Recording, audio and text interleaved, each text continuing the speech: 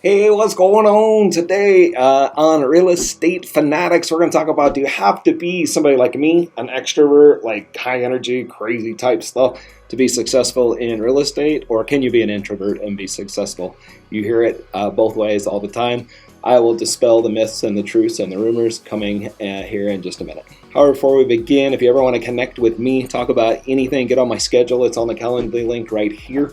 Also, click our subscription button to subscribe to our Real Estate Fanatics channel. Click the like button, hit some comments in there, hit the notification bell, and you'll be updated on any of the videos we've got rolling out in the future.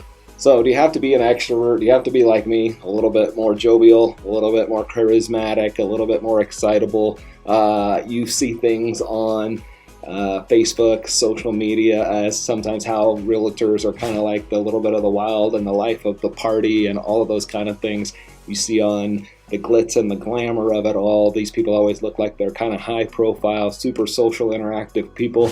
Well, the answer to that is no, you do not have to be.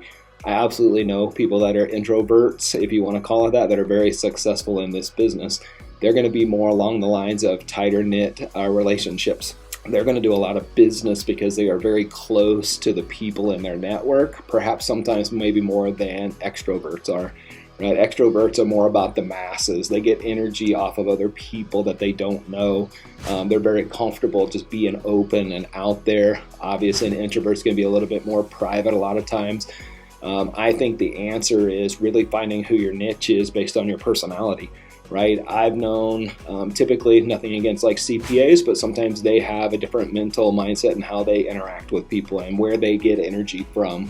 Computer programmers, software application programmers, things of that nature. They're all a little bit kind of more that engineering type, usually more quiet, calm, collective. They get their energy by being in quiet places, just kind of interacting with very few people. I think the key ingredient there is who is your network, right? You're going to be authentic to who you are and the people around you. So if you are in that introvert stage where, or personality, or however you want to define that, essentially you're going to want to look to the people that are close to you and they have relationships with you. They can absolutely refer you out to other people, right? It doesn't mean you have to be the one out there doing. Yes, you have to lead generate, but your lead generate's going to look different. Your lead generate's going to be within a very small network. I think what's really important as well is just how do you recover? You're going to have to be an extrovert in some cases. You're going to have to get out there and attend a client gathering, appreciation party, and you're going to have to get out there and have some uncomfortable, perhaps, conversations with people you don't know, right? I do think you have to do that, but I think extroverts are the same way. Sometimes they have to come in and be an introvert a little bit too.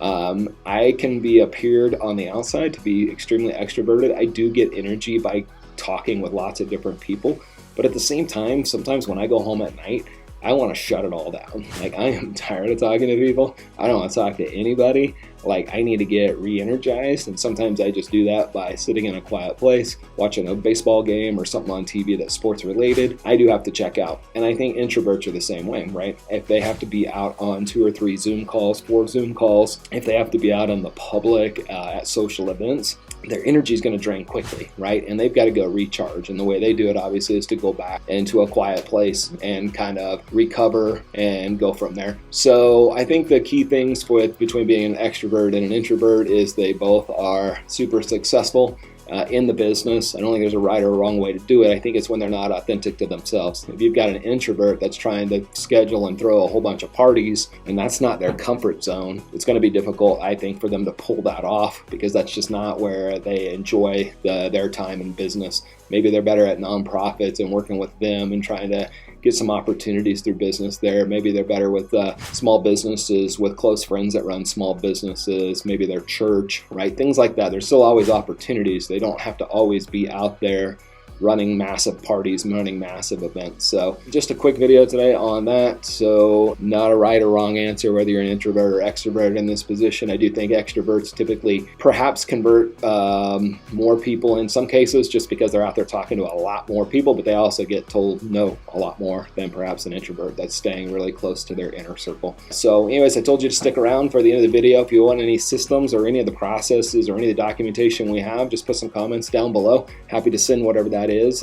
We do have a lot of that stuff out there.